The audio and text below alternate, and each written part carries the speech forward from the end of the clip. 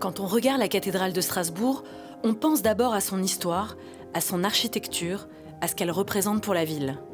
On la traverse, on la contemple, mais on se demande rarement ce qui se passe tout en haut. Tout en haut pourtant, une autre vie existe. Sur la Grande Dame, ce sont des dizaines d'espèces d'oiseaux protégés qui ont trouvé refuge au cœur même de la ville. Elle abrite des faucons pèlerins qui disposent même d'un perchoir, faucons cresserelles, ou encore des chouettes effraies. C'est cette relation entre la ville et le vivant que je vais explorer aujourd'hui au musée zoologique de Strasbourg. Derrière les collections et le parcours du musée, je découvre un univers fait de patience, de précision et de rigueur. Manon est restauratrice des musées de Strasbourg. Son métier est peu connu, mais il est fondamental. Elle veille sur les collections, elle les entretient et les restaure. Grâce à son travail, les spécimens peuvent traverser les années sans perdre leur valeur scientifique et pédagogique. Aujourd'hui, c'est une chouette effraie que Manon va restaurer dans son atelier en nous partageant les différentes étapes de ce travail minutieux. Alors quand on restaure, on commence toujours par le constat d'état. C'est la première étape indispensable. Il me paraît pas mal là. Il est pas mal. Après, il y a pas mal de boulot aussi, notamment en nettoyage.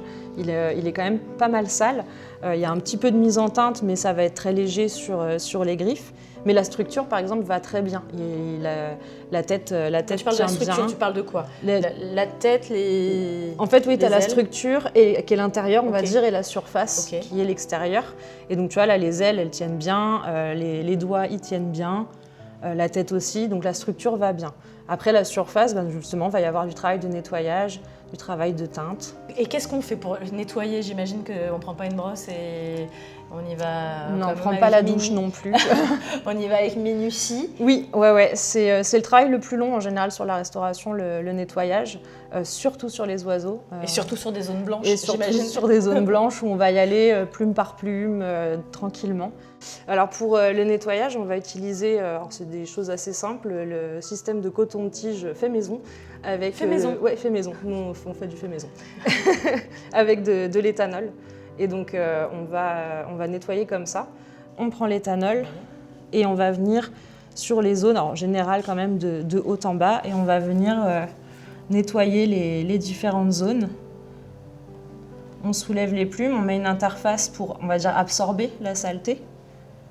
Et puis petit à petit, Et sur une restauration et un nettoyage sur ce genre de spécimen en bon état, il faut compter combien de temps à peu près? je dirais que sur lui, il y a entre une demi-journée et une journée. Autre étape cruciale, celle de la mise en teinte des griffes de la chouette. Ici, elles sont peintes à l'aquarelle pour un rendu plus naturel. Et est-ce qu'on peut dire que dans le parcours muséal, tous les spécimens passent par tes mains, par tes soins? La grande majorité, oui.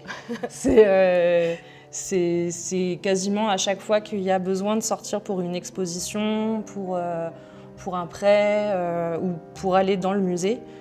Ça passe par l'atelier, ne serait-ce que déjà pour le constat d'état. Parfois, j'ai rien à faire, c'est rare, mais ça peut arriver. Oui. Et au moins pour faire le constat d'état, refaire éventuellement des photos pour les mettre sur la base de données. Et puis, s'il y a des restaurations, des nettoyages à faire, à ce moment-là, il passe ici un peu plus de temps. Après avoir découvert les coulisses, je ne regarde plus les collections de la même façon. Derrière chaque spécimen, chaque vitrine, il y a une histoire. Rendez-vous au musée zoologique de Strasbourg pour mieux connaître la biodiversité et regarder autrement le monde qui nous entoure.